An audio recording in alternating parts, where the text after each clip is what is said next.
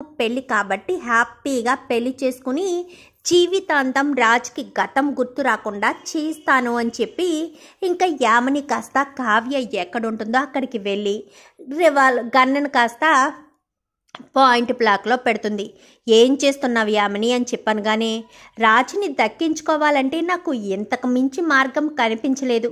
ఒక్కసారి ప్రయత్నం చేశాను. ఆ ప్రయత్నంలో భాగంగానే కావ్య నువ్వు రాజు విడిపోయారు. రాజ్కి గతం గుర్తుకు రాలేదు. నువ్వేమో రాజు కోసం వెతుకుతూ మొత్తానికైతే మళ్ళీ కలిశారు. కానీ రాజుకి మాత్రం ఎప్పటికీ గతం గుర్తు రాకుండా నేను చేయాల్సిన పనులు నేను చేశాను. నువ్వు ఎంత ప్రయత్నించినా రాజ్కైతే గతం గుర్తుకు రాదు. నువ్వు నీ ప్రయత్నాలు వృధా అంతే. రాజ్ని నా నుంచి ఎవరూ తప్పించలేరు. రాజ్ నావాడు అని చెప్పనేసరికి అని కలలు కంటున్నావా? నా భర్తకు ఆల్రెడీ గతం గుర్తొస్తుంది. ఇంకా కొన్ని క్షణాల్లో ఈ రిసార్ట్లో ఫంక్షన్ అయ్యేలోపు రాజ్కి గతం గుర్తొచ్చేస్తుంది. నా భర్త నా నుంచి వదిలి వెళ్ళడు అని చెప్పాను కానీ కలకంటున్నావా? నీ కలలు కళ్ళలుగానే మిగిలిపోతాయి. ఎప్పటికీ రాజ్ నీ సొంతం కానివ్వను. ఎందుకంటే ఇప్పుడు నా గల్లోని బుల్లెట్కి నిన్ను బలిస్తున్నాను కదా. సో నువ్వు ఎప్పటికీ రాజు భార్యలా బ్రతికుండలేవు కాబట్టి చచ్చిపోయి సంతోషంగా ఉండు. నేను రాజైనా సంతోషంగా ఉండాలని కోరుకో. ఎక్కడున్నా భర్త సంతోషంగా ఉండాలని కోరుకునే మనిషివే కదా నువ్వు. అందుకే కదా ఇన్ని రోజులు నీ భర్త నా దగ్గర ఉన్నాడన్న విషయం తెలిసినా నువ్వు నోరు మెదపకుండా బాగానే ఉన్నావు అని చెప్పనేసరికి ఏంటి ఇప్పుడు నన్ను షూట్ చేసేసి నా భర్తను నువ్వు పెళ్లి చేసేసుకుందామనుకుంటున్నావా? అలా నువ్వు ప్లాన్ చేసినా వర్కౌట్ కాదు కదా అని చెప్పనేసరికి ఎందుకు వర్కౌట్ కాదు? ఇప్పుడే నిన్ను పాయింట్ బ్లాక్లో ఉన్నావు, షూట్ చేసేస్తానంటూ 2 చేతులతో గన్ పట్టుకుని ఉండేసరికి కావ్య కనిపించట్లేదని రాజ్ కాస్త కావ్యని వెతుక్కుంటూ వచ్చేస్తాడు. వచ్చేసేసరికి యామిని గన్ పెట్టుండడంతో యామిని ఏం చేస్తున్నావు అని చెప్పాను కానీ నీకు నాకు మధ్య ఈ కళావతి వచ్చింది బావా. ఈ కళావతి వచ్చాక కదా నువ్వు నన్ను అవాయిడ్ చేస్తున్నావు. అందుకే ఈ కళావతిని షూట్ చేసేస్తాను అంటూ మాట్లాడేసరికి నీకేమైనా పిచ్చా? నువ్వేం చేస్తున్నావు నీకు అర్థమవుతుందా అనగాని అన్నీ నాకు అర్థమవుతున్నాయి బావా. కొన్ని సెకండ్స్ నువ్వు సైలెంట్గా ఉండి చాలు, క్షణాల్లో పని పూర్తి చేసేస్తాను, మనం ఇక్కడి నుంచి వెళ్ళిపోదాం అనగాని పిచ్చిగా మాట్లాడుకు యామిని అని చెప్పనేసరికి పిచ్చిగా నేను మాట్లాడట్లేదు బావా, నీ మీద పిచ్చితో మాట్లాడుతున్నాను. నువ్వు ఎప్పటికీ నా నుంచి దూరం కాకూడదన్న ఒకే ఒక్క కారణం చేతే మాట్లాడుతున్నాను అని చెప్పనేసరికి ఇంకా ఓ పక్క నుంచి అప్పు ఇటు కళ్యాణ్ ఇద్దరు కూడా వచ్చేస్తారు. ఏం చేస్తున్నావు యామిని, ఏం చేస్తున్నావు?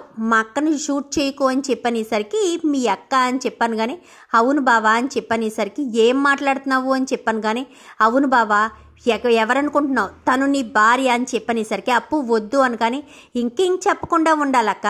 యామిని నిన్ను షూట్ చేయడానికి గన్ పెట్టిన తర్వాత కూడా నీకు నీ బావకు నిజం చెప్పొద్దంటావా అనగాని ఏం మాట్లాడుతున్నావు అప్పు అని చెప్పాను కానీ అవును బావా, ఇన్ని రోజులు మా అక్కకు నీకు ఏదో బంధం ఉంది అనుకుంటూ తిరిగేవు కదా. ఆ బంధం ఏంటంటే భార్యాభర్తల సంబంధం. అందుకే మా అక్క నీకు ఆ విషయం చెప్పలేదు. ఎందుకంటే భార్యాభర్తల బంధం ఉందని తెలిస్తే నువ్వు ఎక్కడ స్ట్రెస్ ఫీల్ అవుతావో, మళ్ళీ నీ మైండ్కి ఏదైనా జరుగుతుందేమో, నీకు గతం గుర్తొచ్చేటట్టు చేస్తే ప్రాబ్లం అవుతుందేమో అన్న ఉద్దేశంతోనే మా అక్క నీకు గతం గుర్తు రాకుండా చేసింది. రావడానికి ట్రై చేయలేదే తప్ప నీ మీద ప్రేమ లేక కాదు, నిన్ను వదులుకోలేక కాదు. ఈ యామిని మాత్రం అస్సలు నమ్మొద్దు బావా. యామిని అస్సలు మంచిది కాదు.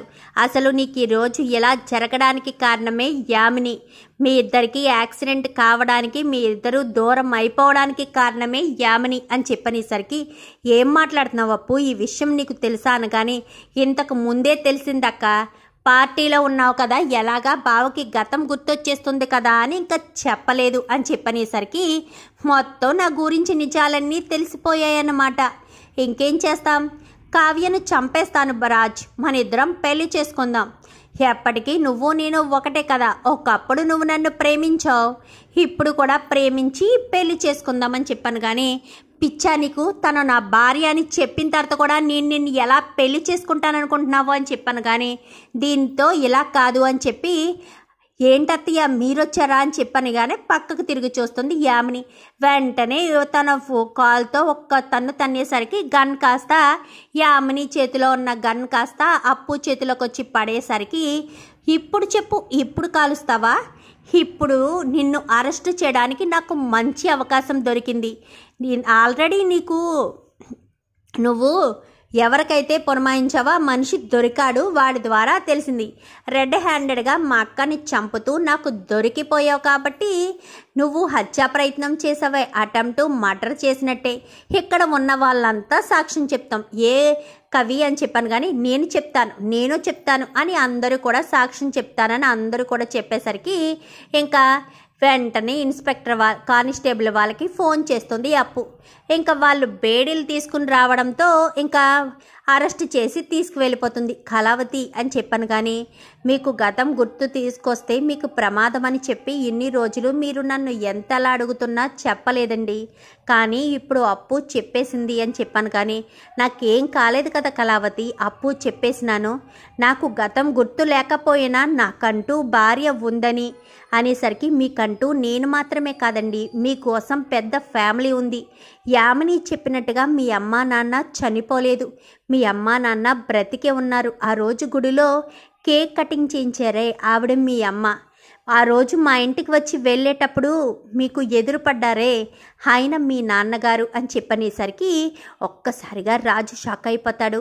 తల్లి తండ్రులను కూడా గుర్తుపట్టలేని స్థితిలో ఉన్నానా నేను అని చెప్పాను కానీ మీ గతం మర్చిపోయారు కదండి అని చెప్పనేసరికి నన్ను అర్జెంటుగా ఇంటికి తీసుకువెళ్ళవయ్యా కావ్య అని చెప్పాను కానీ సరే పదండి అనగానే పదండి అన్నయ్య, ఈ కళ్యాణం నిజంగానే మీ తమ్ముడే, మీ పిన్ని కొడుకు అని చెప్పనేసరికి వీడిని చూడడంతో నా మనసుకు ఏదో అనిపించింది.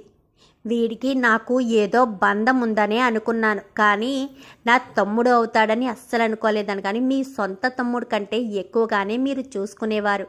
కళ్యాణ్ అంటే మీకు చాలా ఇష్టం అని చెప్పి కావ్య చెప్పేసరికి ఇంకా ఇంటికి వచ్చేస్తారు. ఈ విషయాలంతా కూడా రాహుల్ చాటుగా ఉండి అంతా చూసి రుద్రానికి చేరవేసేస్తాడు. రాజు ఇంటికి వచ్చేస్తున్నాడని. ఇంకేం చేస్తుంది రుద్రాని?